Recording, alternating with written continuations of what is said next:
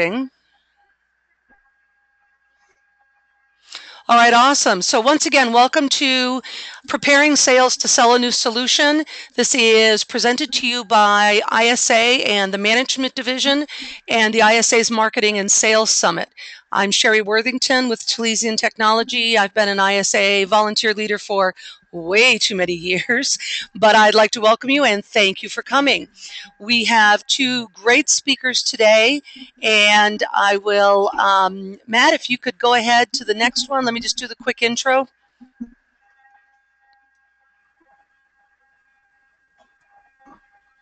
Let me know if it moves successfully, sure.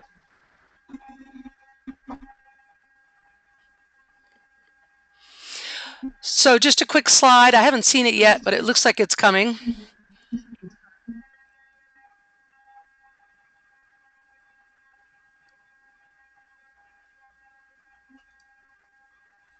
Can you guys see the, there we go. Okay, I just saw the advanced slide. Thank you. So this is presented by ISA. As I said, we have lots of good stuff available. Please check out the website, isa.org. We've also got a blog that is regularly updated. We're doing a whole bunch of new social media stuff. So please get involved. Next slide, please, Matt. It's moved. Hopefully you see it. I see it now. It's moving faster. Me and my lovely Charter connection. Don't get me started on Charter. So the webinar today is presented by the ISA Marketing and Sales Summit. We are going into year 8 this year. We'll be in New Orleans at the gorgeous W Hotel, September 11th to 13th. The website, marketingsalessummit.com. Please help yourself to the information there. We have some interesting new things coming up this year. By request of attendees, we will have a no distractions social media track. So typically we run 2 or 3 sessions in parallel. Because of the popularity of the social media topic, we're going to do a time slot in the afternoon one of the days where it's just social media sessions and nothing else to distract people. So you don't have to make all those awful choices between 2 great sessions. We're also going to do an unconference portion this year during the conference where we have working group discussions on selected topics that we determine at the beginning of the conference. So this should be a very interesting year. Please join us in September, and the registration link will go online next week. In the meantime, bookmark marketingsalessummit.com. At this point, I want to turn it over to Matt Leary, the first of our speakers. Matt is principal at Solutions Insights. He's an expert in solutions development, management, and sales. He's spent the last 15 years helping leading technology companies improve performance, market strategy, planning, services and solutions development, sales enablement, and all that good stuff. Matt's worked with firms like Alcatel-Lucent, Cisco, EMC, GE, Northrop Grumman, Rogers, Telabs, and Wesco. Matt, I'm going to stop here and turn it over to you. Well, good morning, and thank you, Sherry. Sherry, do I sound okay? A little bit louder, please. Okay. Well, good morning, everyone. Good afternoon, and thank you for joining us. Thank you, Sherry, and especially Sherry and the ISA for having us. We have been involved with the ISA for the past 3 or 4 years, and it's a great organization. We're really excited to be asked back to deliver a webinar. I'm going to advance the slide to our topics today, and if for some reason the slides aren't moving well or you're having a problem, just send a chat over to Sherry or one of us, and we'll slow down. So again, good morning, good afternoon. I'm Matt Leary. I work for a company, as Sherry mentioned, called Solutions Insights. We're a strategy, marketing, and sales consulting firm, and we mainly focus on this concept of developing, building, and bringing to market new solutions, and maintaining those, and selling those, and keeping them fresh in the market. And I'll reference some language and definitions about solutions a little bit later. But let's talk about the focus for today. And there are just a few topics we'd like to get to. First, I want to start with this idea of bringing new solutions to market, or the concept of a launch. Next, I want to talk about why it's so important to get sales involved. And then we're going to talk about 5 essentials that Solutions Insights has identified for ensuring a sales adoption of a new solution. And then the guy you might really be waiting for, Peter Martin, I'm going to introduce Peter, and he's going to talk about how the challenges and really opportunities and ultimately successes he's had in bringing a very important solution to market in Invensys, and how he got sales involved and really turned them into experts on the topic. Then we'll have some closing thoughts and, time permitting, some Q&A. So thanks for joining us.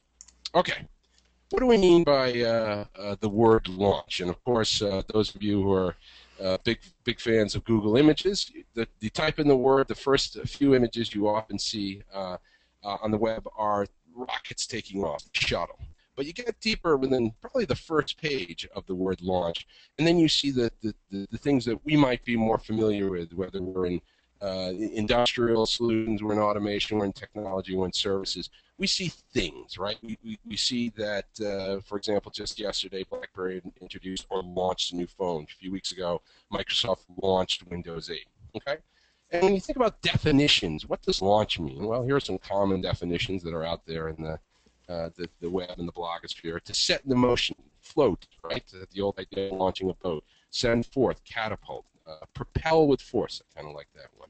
Burst out or plunge. But the definition I'm going to really use today that I think is important when we talk about getting sales involved is the idea not only to just burst out and plunge, but to involve totally and enthusiastically, which is really the definition for me of a successful launch. Okay?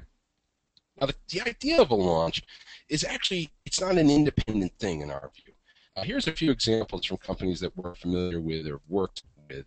We really feel that launch is an essential part of the actual offer or solutions development process. Okay, it doesn't stand alone. It's not something that's an independent activity. It's really part of the process of going from an idea or ideation of an offer or solution through the fact that you're going to manage this in a life cycle. So again, we use the term, we consider it part of the solutions development process. Oh, I lost my screen. Just want to make sure. Sherry, are you still seeing this? Oops. Sherry, you out there? I can't see if, I don't know if I got disconnected. Oh, Or yep, there you are. You're back now. you can see the slides? I can. Wow, You did disappear for a minute. Okay. So we finished. We just had this point about launch being part of the offer development process. It's also we also need to think about why we do this. Well, why do we go through the process of launching a new offer or a new solution in the market? And of course, one of the masters of launching, we were talking about technology, was Steve Jobs, and of course, at Apple's. And there's a picture of the iPad launch. And there are some classic, when we talk to our clients, classic reasons why we launch. Generate interest, educate the market, create media buzz, certainly something that Apple's very good at. Generate inquiries. We not only are pushing, but we're trying to pull from current and new customers. Obviously, raise the brand awareness. And we talked about our friends at now BlackBerry, formerly Research in Motion. They're changing the brand awareness with their launch. Upstage competitors in the device world, in the technology world, in the automation world, there might be a lot of first-to-market activity. So we're trying to displace competitors or control the message on our terms versus the market or the competitors. And I'm sure you can come up with a lot of other reasons why we launch. But now we have to think about, okay, there's the process of launch or bringing a new solution to market, but why do we launch a product or a solution to the sales force? Okay, why aren't we just taking it to market without involving them? Well, again, I'll go back to Apple as the master here, because sure, it launched some very disruptive technology over the past couple of years, but they also launched or really recreated the retail and sales experience around their solution set. And of course, some images of some of the flagship stores, the excitement that the sales team has around their new offers, or the creation of this concept of the geniuses or the genius bar, and we'll talk a little bit about that. So some of the same reasons we bring solutions to market in general are why we involve sales. A few differences, though, not only to just get them excited, but to inform them what are the specifics of the solution. We generate internal buzz, which is just as important. to encourage us to be involved, and maybe in some cases with customers that we've lost way with, to re-engage with, to make sure we're armed and we're reinforcing our competitive position, and then to create really just enthusiasm and momentum around the offer, even before it hits the street or becomes available to customers. Now, again, thinking here's another example of a solutions offer program that we're familiar with. It has sales and the account planning team embedded in the actual launch process. Okay, and without involving sales, there's some risk, right? You risk customer confusion. You lack, you lose the ability for some early feedback touch points on the finalization of your solution. You're missing market or competitive window. If sales is lackluster or not involved, you might miss the window you originally planned for that launch. And again, all this can mean a slow start impacting revenue and profit. So I mentioned that we get to this definition of solution. Again, I use the word solution quite often when we describe kind of complex things we bring to market. And I'd be remiss without showing Solutions Insight's kind of classic definition of a solution, which is a combination of products and services and intellectual property focused on a customer business value problem or opportunity that drives measurable business value and can be standardized and really replicated. Now, the important thing with that definition in mind is we have to think about the difference between products and solutions, kind of standalone, independent products, and complex, kind of almost difficult to describe solutions, right? And there are some differences. Easy to describe, difficult to describe, difficult to demonstrate. There might be a lot of customer stakeholders involved in the process. It could be a long sales cycle. And with all that, when we're talking about launching solutions, there are some implications for sales, right? There may be issues around just comprehending the offer in a way that's easily communicated out to the customer. They need examples, and in more cases, kind of reference points or references or cases about this.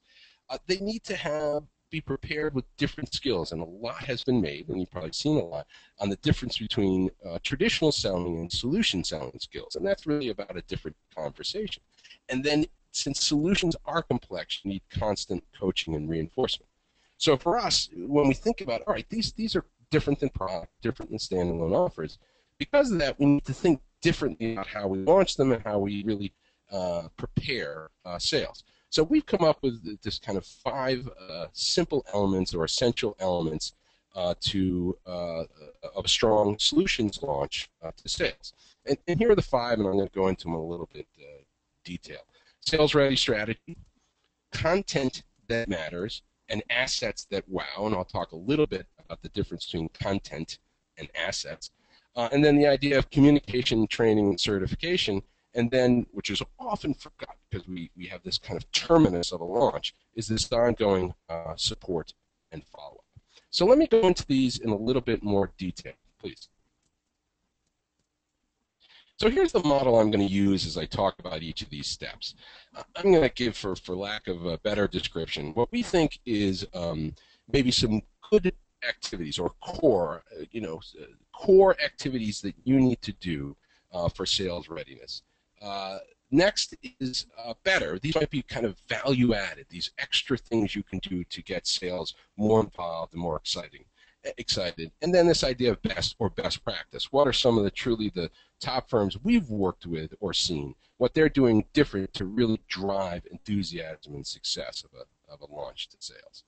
So when we think about sales-ready strategy, this idea of strategy, of having an approach for the solution that is truly sales ready. So at first, there's simple things like coordinating with sales prior to formal launch. Okay, those are previews or sales-only launch events. If you want to go a step further, you want to involve sales in the testing and validation of a solution.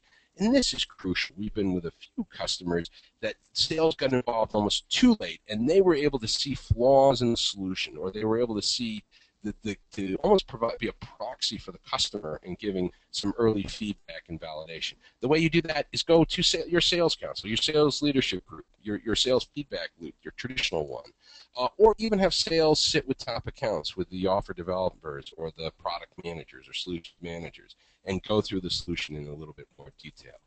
Then if you really want to get sales involved from the start, it's an alignment issue. Get going in the beginning. Sales has feet on the street, and they're very involved in their markets and customers. So get their input at the beginning in the research and the solutions design process. Get them part of the sign-off process. The more they're bought in at each decision point before a solution's launched, the more familiar they'll be with the solution, and I'm sure more willing to support it. So that's a little bit on sales-ready strategy. Let's talk about content. And here's our point about content versus asset. Content is good information. It's the data, the important info, the important analysis, whereas assets are the packaging of that information, that data, that analysis, in a way that sales can consume. Okay, so let's first talk about the information, and then we'll talk a little bit in a minute about the assets. So again, using this good, better, best model, a core way to approach it is to provide the core information that's needed for solutions, for sales to understand a solution. I can't tell you how many companies don't have a good product or solutions roadmap that can hand to sales so they can intelligently communicate that to the customer. Simple things: why we got here, what's the market potential overview, what are some of the segment details. Next, let's get a little deeper for kind of a value-add approach. Get a little deeper into some of the buyers and the segments. Decision trees. Typical decision makers. Understand who makes the decision on this solution. Persona-based needs analysis. This idea of personas has become very popular in marketing shops lately, and the idea that I can identify maybe 4, 5, or 6 typical personas of the type of customer I'm going to interact with. Tom, the engineer, Sue, the comptroller or financial analyst, Ben, the IT guy. Okay, and those make it more personal in the ways that sales understand it, but it also gets our mind around what is the information we're going to need in order to be successful when we come across some of those typical guys. And of course, with that, what are some of the objections, the rebuttals we might need? Now, if we get to the level of what we think better or best practice, get down to the stage level. How is this going to be different early in the sales process? In the middle, maybe we're getting to a level of negotiation to closing. And at the same time, don't think about it across just the sales process on all segments. Get down to this, the detailed account level planning. And we see some of the best practices around the kind of information that are supplied to sales around giving them the tools account by account to be more successful. Now, assets. Again, I mentioned they're a little bit different than content.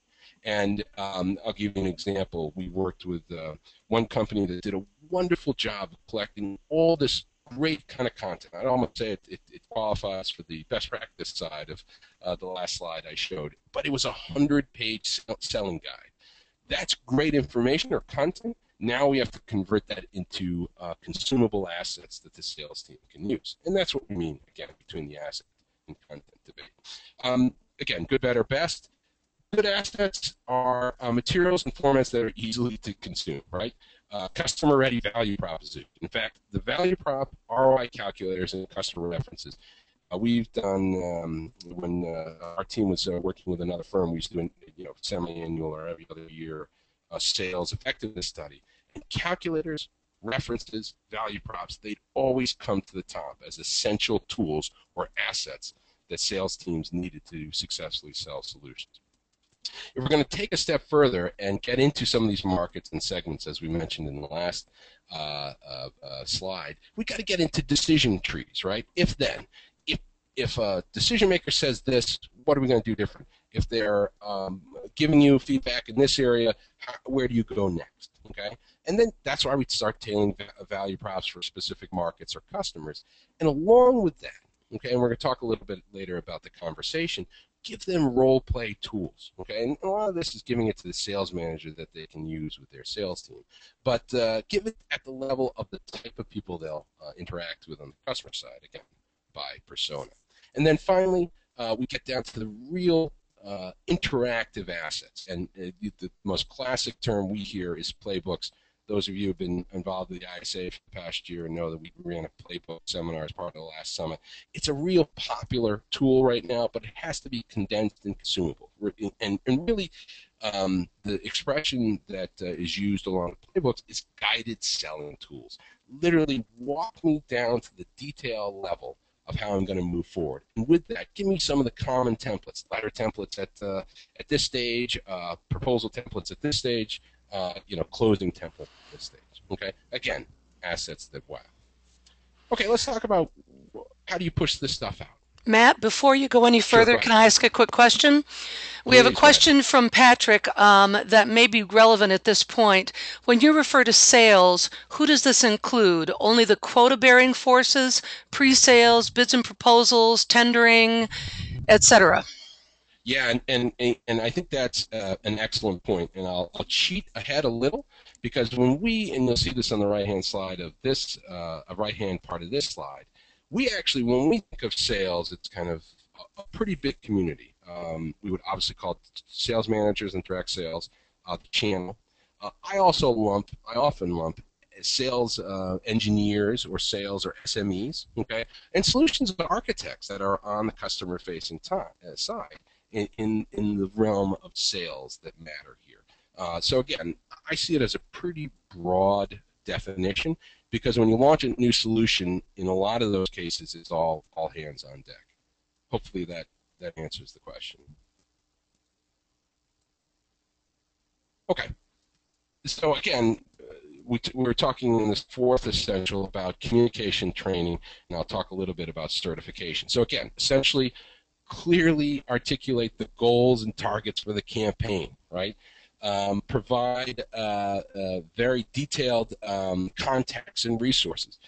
There's nothing like launching a solution. The sales guy gets a good conversation, doesn't know who to call, right? Who should I call to get some more feedback? I'm going into a meeting in 5 minutes. I just had an email.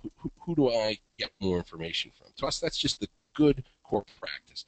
Some better activities, obviously, train that frontline management, whether it's sales managers or channel managers or some of your partner managers, on really what are the ways you want to present this? What are some of the key conversations that you want to have? Along with that, not just the sales managers, Sherry, as you had asked, it's also how do we get solutions engineers, sales architects, how do we get them more involved in the actual planning for that conversation? How do we train with them so that we're all working together for that successful approach?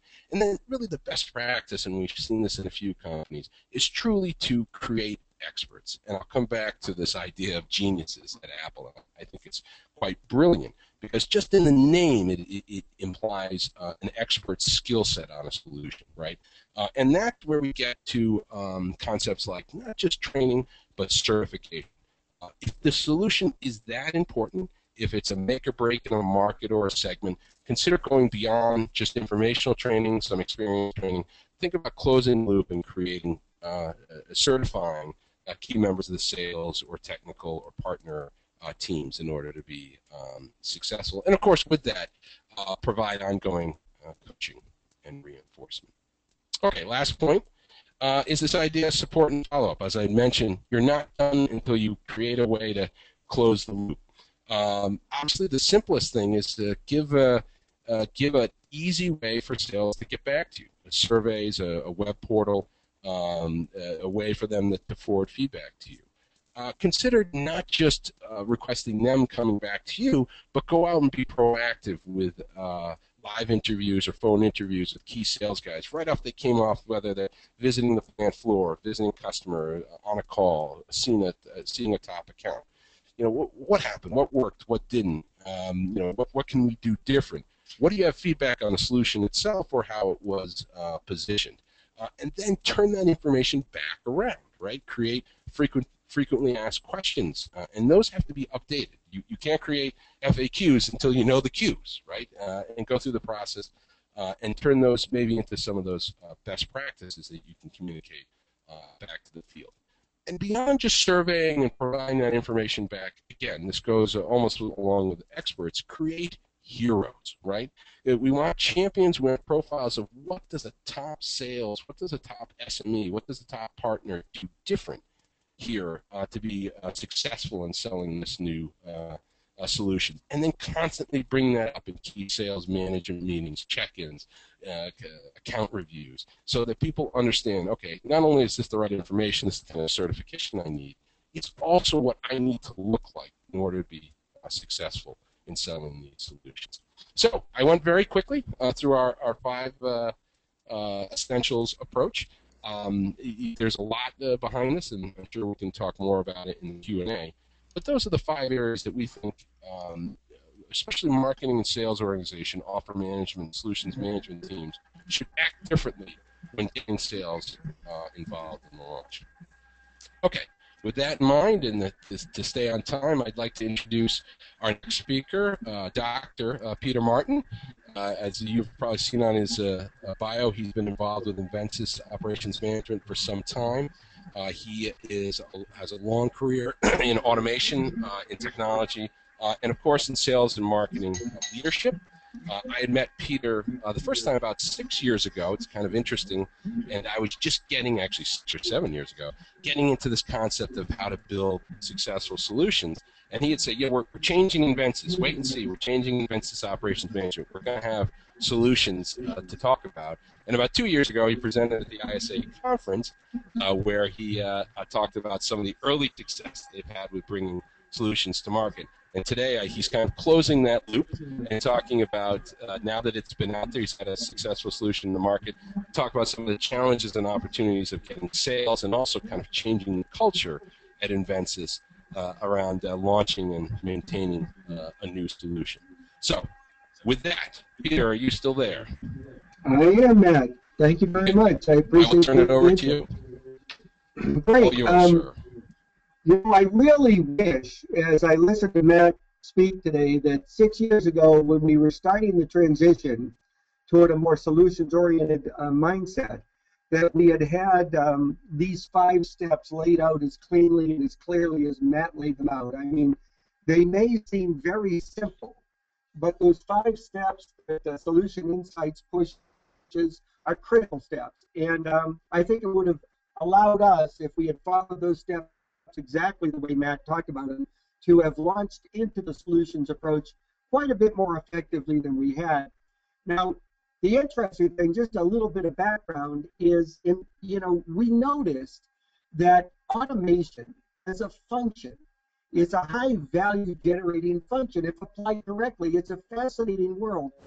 We can drive a lot of economic value through automation, and nobody knows it.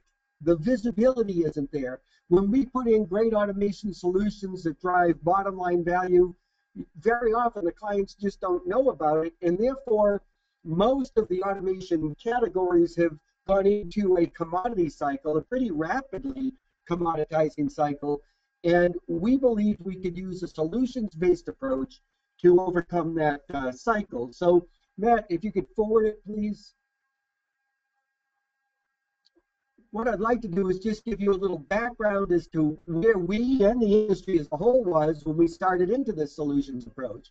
Invensys really is a company that formed through acquisition of a number of leading automation technology companies.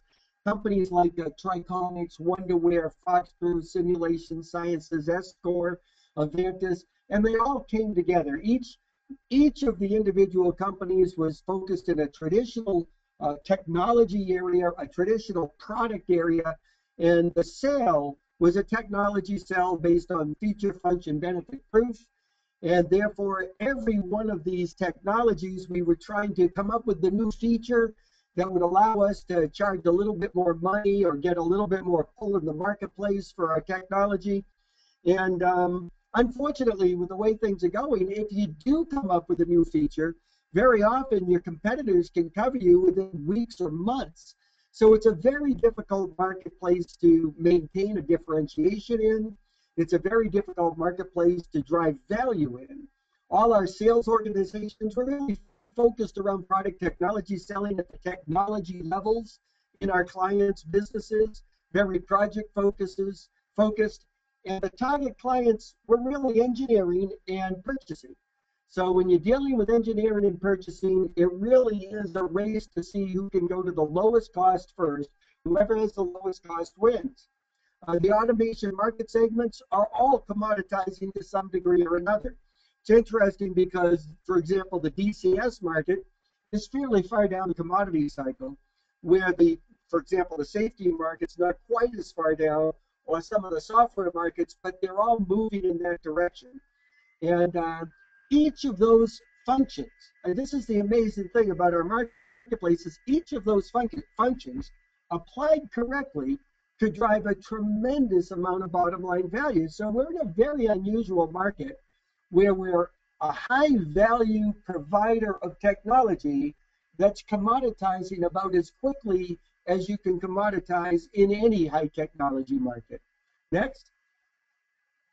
To kind of overview this, I use this drawing, which is really a classic life cycle curve, life cycle capital project curve that you get out of a course, or you would take a course in capital project management in a financial setting in college. The bars in this chart represent the cost of the capital, and you'll notice the cost of the capital is high during the beginning because you have to buy the equipment, you have to install it, you have to set it up, so on and so forth. The cost tends to level off over time, and toward the end of the life cycle, the cost starts going up again as you have to upgrade and fix things, so on and so forth. So the green bars represent life cycle cost. If you notice, in the automation industry over the last 10 years, there's been a lot of focus on life cycle cost. That is, how do we get these green bars smaller over the life of the system? The problem with that mindset is if you continually focused on life cycle cost, the first supplier to zero wins. And by the way, selling the stuff at $0 is not such a good deal.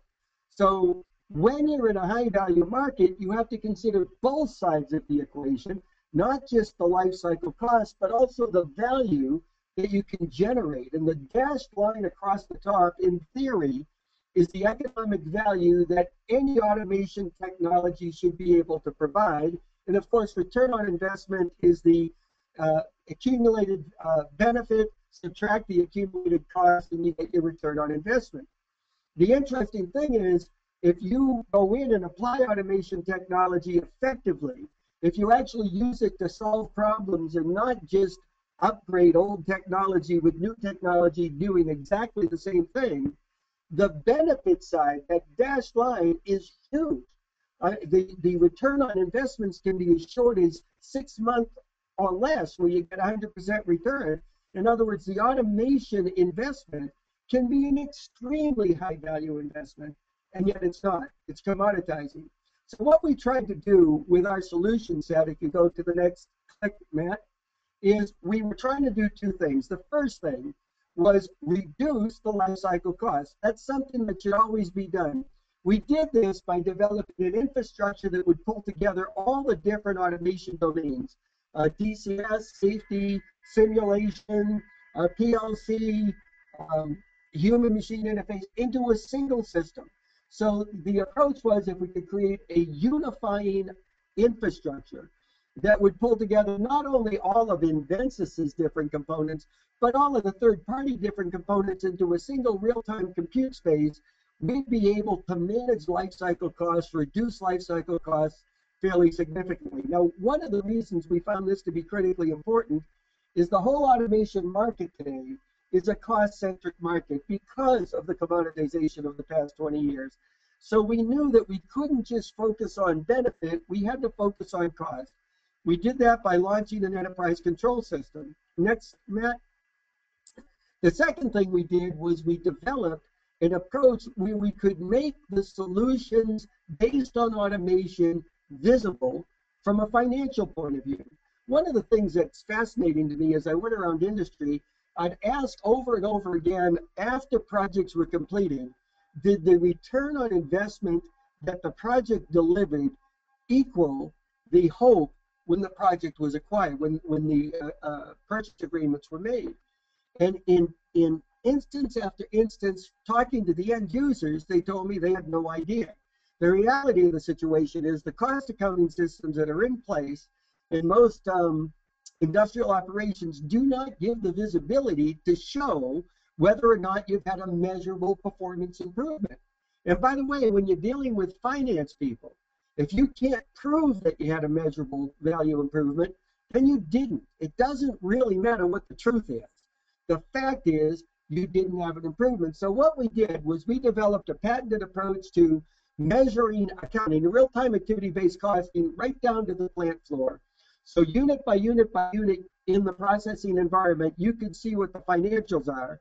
And then any solution that you put in there, the solution could be a new control strategy. The solution could be training the operators. Any solution, you'd be able to see what the economic value was. And so this combination of having the enterprise control system and a highly visible, highly measurable performance improvement solutions approach was what we were launching into the marketplace. And we've had some great success, but it's certainly taken us a lot longer to get there than we had thought it would up front. And some of the issues, Matt, if you could hit the next slide, some of the issues we ran into.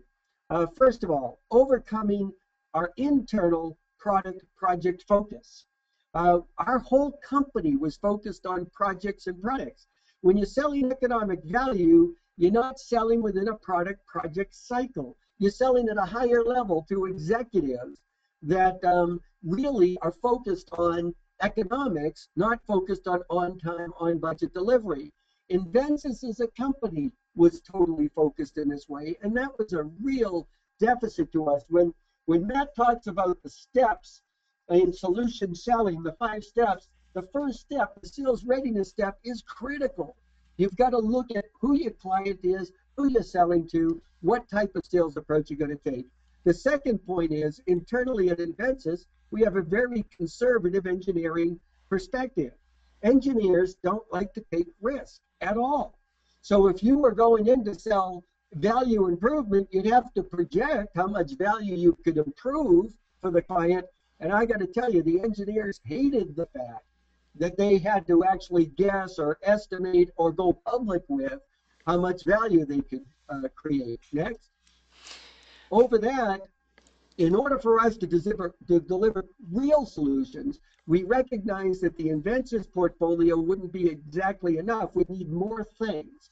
So we developed an open ecosystem of vendors' products that would work right within our enterprise control system. The problem was we have been so used as a company to selling our own stuff that as soon as we started thinking about multi-vendor solutions, it was almost anti-cultural. It was very difficult inside to get to. Next. Our delivery capability. We had a delivery capability that was really focused on specific silos of automation, DCS, safety, simulation. And as you went to this broader solution set, we needed some additional delivery capabilities, especially in the form of information technology infrastructure. So we had to learn how to partner with outside solutions companies that could provide that delivery excellence. So we had both the plant floor and the IT delivery excellence together. That was a real challenge. Next. Technology development. We have a technology development team at Invensys that was broken up into the silos. We had a DCS development group, an HMI development group, we had a safety development group, and really the way breakthrough development was going to happen in this solution environment was to pull that whole technology development infrastructure together, which we did, but that's very difficult because each of those categories, for example, if you look at software developers around human-machine interface, it's a very different culture than hardware developers or system developers around safety systems. If a safety system doesn't do its job correctly, people get hurt. If a human-machine interface doesn't do a job correctly, you might get red displaying rather than green. It's not a real big deal. And therefore, the level of testing and the level of conservatism in a safety development environment versus a software development environment became a real challenge. How do you merge these cultures together? Next. We also had a multi-company mindset because Invensys was formed as an acquisition-based company. We had different cultures, different companies, and people were very loyal to the company they came from. And the organization still maintains some of that pull. Even though we became a single company, you had your little groups that were the Wonderware group, the Foxbird group, the Triconics group, the SimSci group, trying to overcome this pride. I mean, the pride of where you came from is a wonderful thing. But trying to overcome that pride was a real challenge for us. Next. And certainly we had a number of leadership changes. If you're doing a solutions introduction like this, or solutions launch, as Matt would say, getting stability at leadership would be a very important thing, because a solution, what we've learned is a solution launch is a long-term launch. It's not you launch it to the marketplace and you're done. As a matter of fact, we learned that if the day you do your formal launch event, you're really just starting. You have 5 more years of work to do in order to move forward. And next one, Matt. And we had a number of sales channels, different selling approaches across Invensys, and trying to pull these sales channels together to be able to continue to be successful in the areas we've been successful, plus go to a solution selling, was a real challenge. I'd like to talk about the channels very quickly. If you can click to the next slide, Matt. Peter, can I ask, I have a couple of quick questions related to what you were just going through, if I may. Sure. From Jim Geisman, the performance improvement is still a promise that after purchase it can become a reality. How does Invensys handle that aspect of the sale? And more to the point, how do you overcome the perception of risk, project and corporate, as well as personal, project failure, job loss? Yeah, both good questions and very different questions.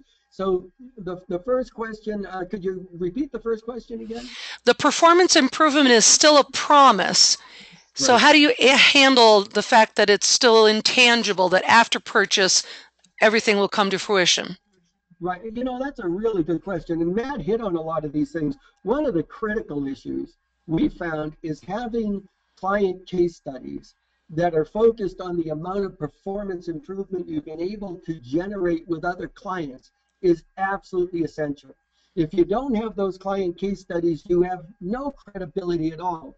And, you know, the case studies can't just be, you know, we did business with Invensys and they were really nice people and it went well. It has to be, look, we gave Invensys X amount of money and in the first year they gave us back 4X. This is a great investment and all that. But what we've learned is, even with the case studies, it's very, very difficult. I mean, case studies get you to a certain level, but unless you've done it in your own organization, unless a company's done it within their own company, then it's very difficult. So what we found we had to do is really take a new look at the way we deliver the solutions and really put a very tight boundary condition, a very low-end entry point, so that we could deliver our solution, for example, down to the unit level and with very little cost, so that a client could experiment and get it to work within their company and become their own case study without much expenditure. Because if the expenditure, we found, if the first expenditure was very high, then the risk in their mind goes through the roof. So if you could contain the expenditure and say, look, for $100,000 we can do this and it will net you $600,000 this year. And by the way, if it doesn't, we'll sit down and rediscuss it, or whatever the case may be. You're containing their risk a little bit. Now, in some instances, what we found we had to do is put ourselves on the line by having a risk-reward type relationship with the client. So if the cost of a solution was $100,000 and you say, okay, I'll sell it for $70,000, and if we hit our target, you give me the remaining 30. If we exceed our target, you give us another 60. So there's an upside to it. But overcoming that risk mindset is very tough. What we also learned is, once you overcome it once within an organization, you've got it made. Once you've gone in there and the organization said, you know something, that's one of the best, this group is one of the best investments we've ever made, then the risk factor tends to diminish and you tend to move forward. What was the second question? The second one was related to that, and I think you kind of got to it. How do you overcome the perception of risk at a project corporate level versus personal level, project failure, job loss? Well, yeah, up at the corporate level, it's a very interesting issue. If we're talking about with the end users corporate, what we find is when you get up to, if you're dealing with engineering and technology and project levels, risk is just an enormous concern. When you get up to executive levels, what we've learned is executives are kind of used to dealing with risky environments. It's actually an easier discussion to have with a chief operating officer around doing a project, that contains some risk than it is a project team or a technology team, because the reality is our industry is structured out of a history of a tradition of not taking a lot of risk in projects. So that works well. In terms of personal risk, I'll tell you this: if you can contain the size of the project, it helps a lot. But when we have gone in with a good set of control engineers, automation engineers, and we can find the problem that the client has, and we can put the real-time measures in, our average 100% return is coming in at about 3 months. And we've never exceeded 6 months, not once. And even if you said, for example, if you pay me 100,000, I'll give you back 400,000 the first year, and you end up only giving them back 300,000, so that the return on investment is still 200% over the investment they made in the first year. I got to tell you, that's an easy discussion to have with an executive. Sorry, we thought we were going to get you 400%, we only got you 300%. By the way, we're still the best investment that you could make. And one of the things that I want to get across to the automation industry is we are one of the best investments our clients can make. If we can make it measurable and we can structure our talent and our technology in a way that delivers value-generating solutions, we're really good. So I hope that answers the questions. Matt, can you bounce forward? If you look, and click again if you don't mind. If you look at the way we've traditionally done business, we have a set of technology products, a portfolio of products. And typically what happens, the typical sale is the client at the technology level issues a request for quotation. We have a group of technical specialists that cobble together an answer based on our portfolio. We send it back to that client and say, here's our technical answer, here's where we don't meet your spec, here's where we do meet your spec, and here's our price. And all of our other automation vendors do the same thing. So the value proposition of traditional automation sales is typically based on technological advantage and low price. What we learned when we came up with business value solutions, if you can click again, Matt, is that audience, that technical audience, is not the correct audience for selling these solutions. So when Matt talks about the first step sales-ready strategy, what we learned early on was we had to have a sales-ready strategy where we had some executive-level selling people that could sell economic value to executive clients who are measured on profitability. Notice that the technical clients typically measured on technology, risk, and cost. The executive client is measured on profitability. Now, if you click again, our solutions still involve that technology portfolio, but we never even talk about that. When we were in talking to a COO, for example, of a company, explaining that if he invests, $200,000, we can give him $1 million back this year, his chief technology officer was sitting in the room and said, well, exactly what tools are you using? What technology are you using? And the COO said to us, you know something? I really don't care. If they're using duct tape and you give me a 400% return, I don't care if it's duct tape. When you move in the different levels of the organization, you have to sell in a very different way. And having measurable results has huge impact at the executive level. Now, I will point out that what we're learning is it's a very complex sale. Not only do you have to sell at the executive levels, but let me tell you, if you ignore the technology levels, they'll submarine you in a solution sell. You have to be able to deal with both sides. You have to let the technology client know why what you're offering is of value. Once we learned this lesson, and actually by default went through the 5 steps Matt was talking about, then our success has really grown. Matt, if you can click. What we've learned, first of all, the measurement of value must align to the customer's accounting department. What we started looking at was we delivered solutions early on, and the engineering department said, yes, we got the returns on that solution. But when we went to get credit for delivery results, if the accounting people weren't in agreement, you didn't get credit for those solutions. So if you really want measurable results, and the measurable results are bottom line results, You have to align those very well with the accounting people. Next. The business solution approach requires a consultative approach, as Matt was pointing out. Getting in at executive levels, we've actually found that some of our executive salespeople are called in by executive clients on issues that don't involve Invensys at all. The client's trying to make a decision on some other aspect of their business, and they say, you know, Larry's a good guy. He's a very interesting guy. Let me just call Larry up. Larry, can you help me? This is my problem. And we'll go right in there. And we end up with this consultative relationship at executive levels that allow us to help them identify how they can improve their business, design solutions to improve their business, and then, of course, value the results. Next. Okay. One other thing we've learned, it's very difficult for a single salesperson to perform both roles. If you have a technology salesperson selling to the technology levels, you probably need a different person selling at the business levels. And the reason is we're finding organization behavior is very difficult to overcome. Once you link into the technology levels, they try to stop you from moving up to the executive levels. They actually hold you hostage so you can't move up. So it's very convenient sometimes to have a separate consultative salesperson who moves up to the corporate and divisional executive levels. So you have this duality in your selling strategy.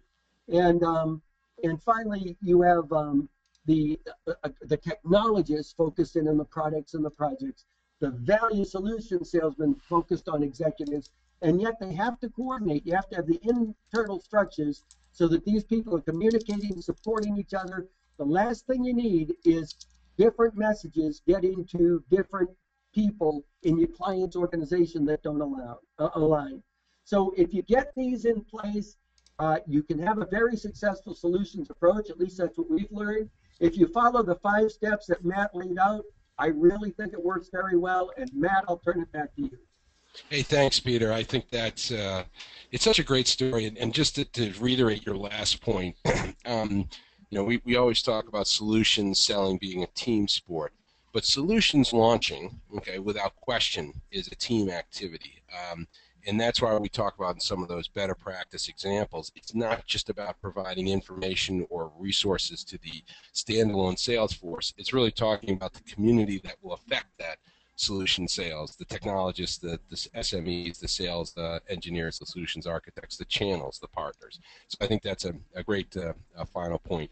And again, thank you, Peter. I think this is a great story, and it continues to evolve. Okay, let me go ahead. Sorry, Sherry, you had a comment? I have a couple of questions if you guys want to take them now, or do you want to do your closing thoughts first? Let me do the quick closing thoughts, and then we can, Peter or I can touch on those. I see it's about 12:55 for those who want to jump off early. Let me get through those, then we'll get to Q&A. So back to reiterate both my points and something that Peter had said several times. You know, involve sales as early as possible in the development process. Enable sales to sell business value. The whole crux of Peter's argument was changing the way they had to think about it from an offer, changing the way sales had to act around business value, and also thinking about the different types of customers they needed to talk about.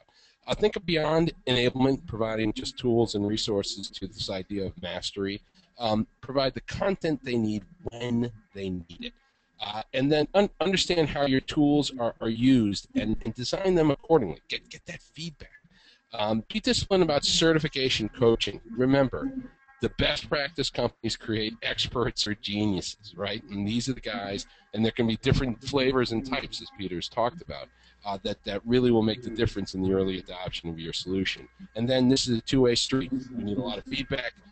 Again, as Peter mentioned, it might be a 5-year process, and through that process, you have a constant loop of feedback, so you can change the way you're arming sales to make them even more successful. So those are my closing thoughts. Sherry, it sounds like you have a bunch of questions, so go ahead. Let's hear what we got. Yep. Okay. So first off, Susan, my apologies. I accidentally deleted your question. Could you repost that, please? And I have a question. So I have a couple here. This one from Jim. How was Invensys able to charge for software value when sales is used to giving software away in this industry? Because since, of course, you know, it doesn't cost anything, sarcasm noted. So how do you do that?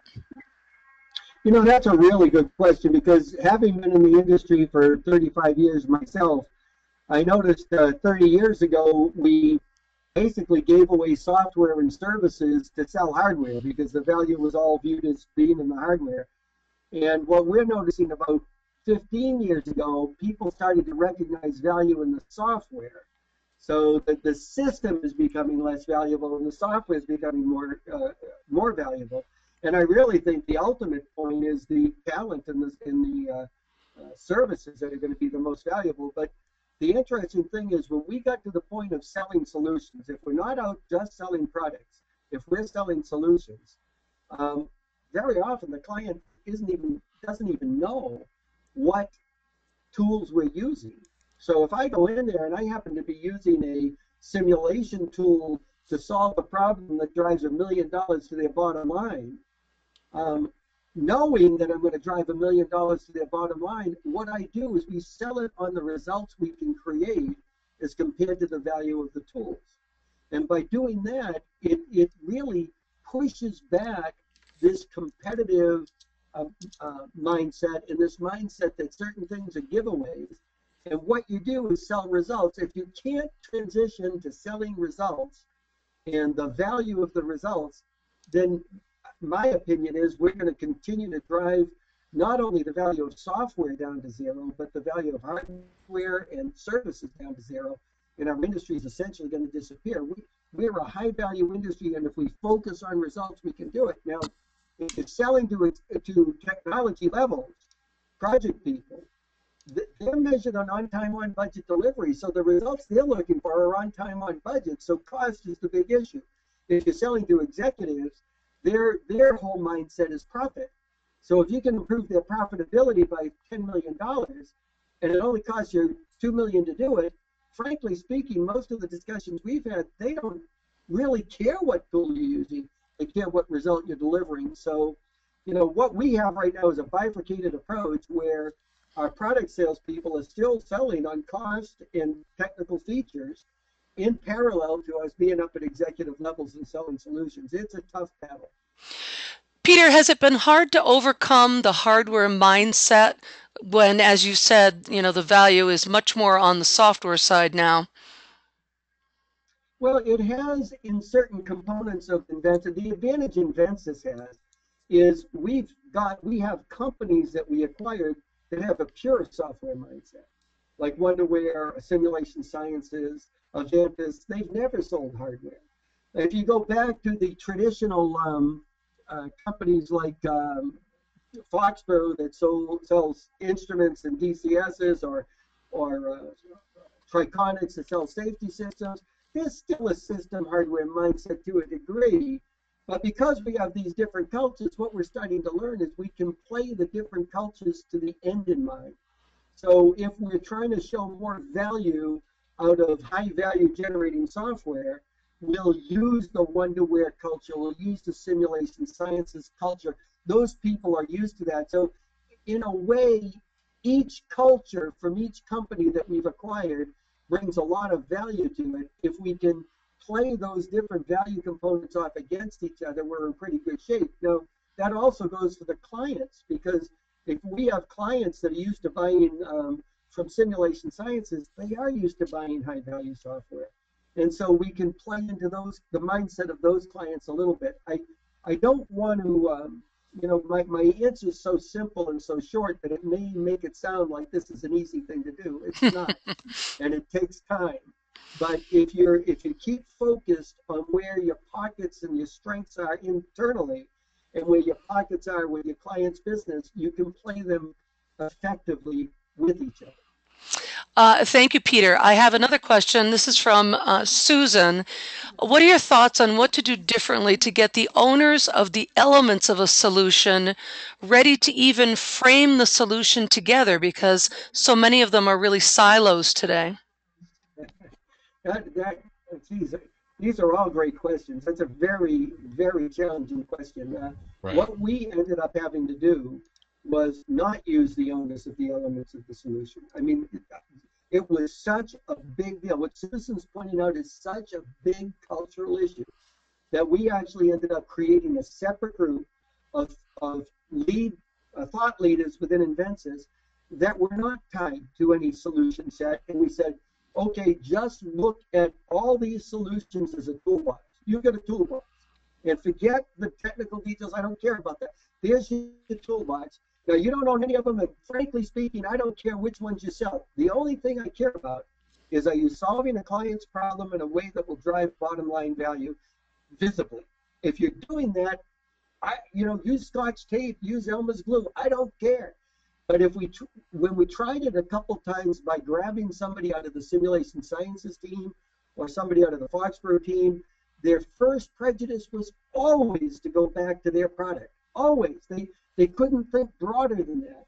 And until we created this separate business value consulting team, really, we couldn't break that, Susan. It's a much stronger cultural issue than we anticipated it would be. Boy, it is tough. Yeah, I might add a comment or two, Sherry, on that.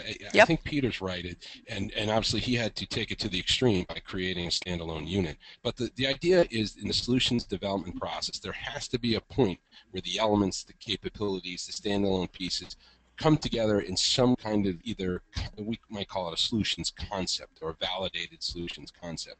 And sometimes companies wait too late. They just say, here's a list of stuff that's going to go into it, hand it over to the sales force, and it doesn't stick together well.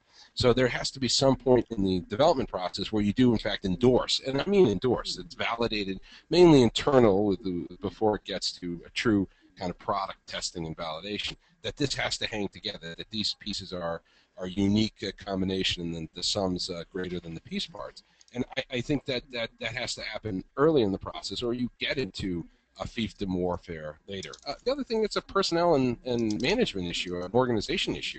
Solutions managers shouldn't own the piece parts, right? At the end of the day, there should be clear ownership of the solution separate from each of the piece parts. And again, it's not easy. It's not easy at all, as Peter had mentioned. But it has to be part of that process. You know, one of the things that you triggered when you were talking, Matt, is one of the things we had to go through was clearly differentiating between what an application is and what a solution is.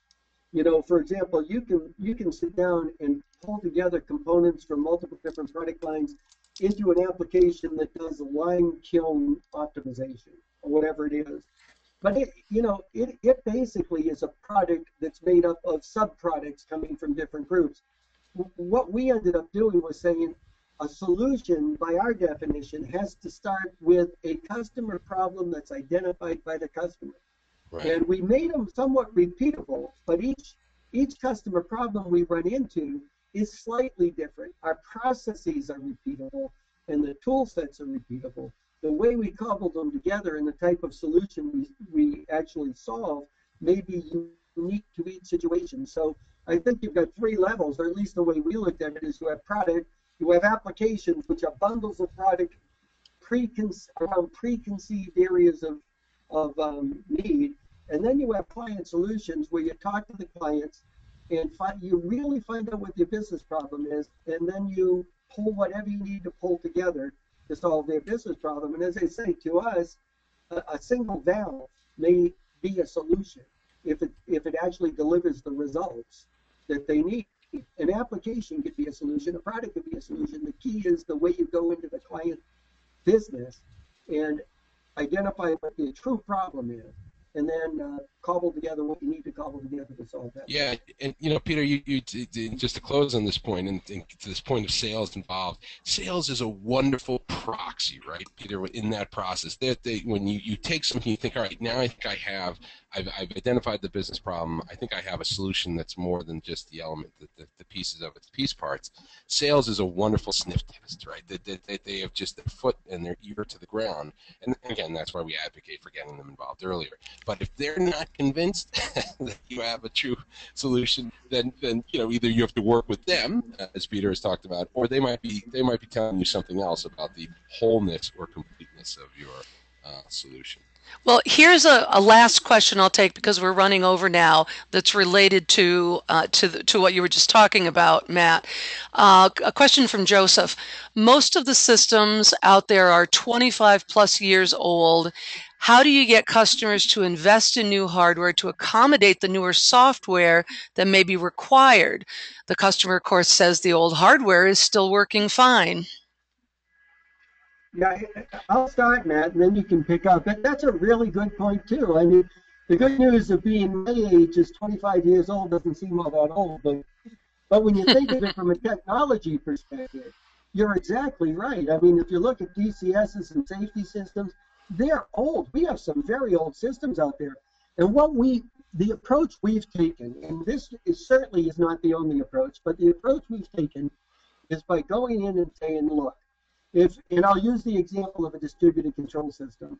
We did an analysis of distributed control systems, and on average, an installed distributed control system is utilized at about the 30 to 40% level. Now, that's a bit of a bogus measure because that's a combined measure between functional utilization and capacity utilization. The point is, people install a DCS, use about 30 to 40% of its capability, with the thought being that they're going to take advantage of all that excess capability in the future, and they never do, for whatever reason. We can go into all the reasons they don't. So then 25 years later, they're sitting with a DCS at 25, 35% utilized. So what we've said to the executive clients is, look, you do have an aging base in there, technology base, but it's underutilized. Why don't you let us show you how we can drive value even on that aging base? And literally start by saying, don't remove it. Let us go out and do something different. Let's put new control strategies in. Let's put the measures in. And on that aging base. And inevitably, we can drive value there. Then you say, you know something, we can put a whole program together for you that not only brings this aging base up to today's standards, but also does it in a way that we can give you 100% return in whatever amount of time you say, a year. But what we find is if you can prove your mettle on the installed base, then the mindset of executive management is much more open to upgrading that installed base if they believe that by upgrading that installed base, they're going to get more value. Now, I'll give you a warning. Updating an old piece of technology to a new piece of technology doing exactly the same thing will not add any value.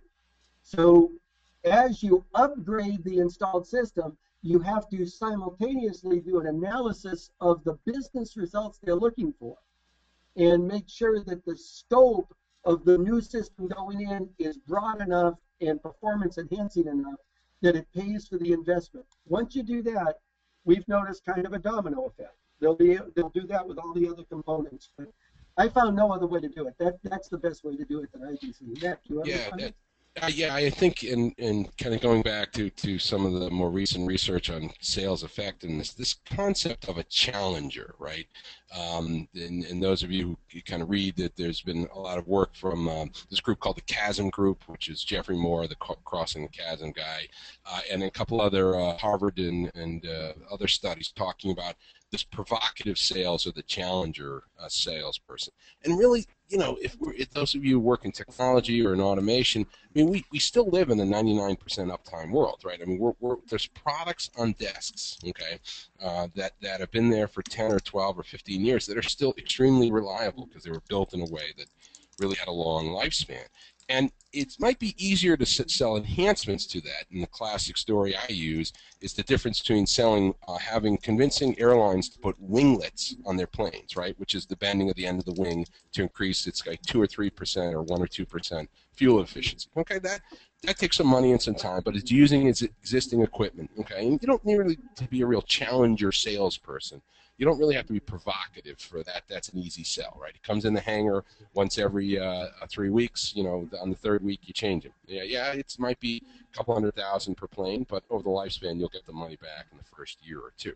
That's a little different than the Dreamliner or the A380 or the next 737 that Boeing's doing. Okay, you're convincing them to get rid of real reliable equipment so they can get 30 or 40% savings, which is what Peter's talking about.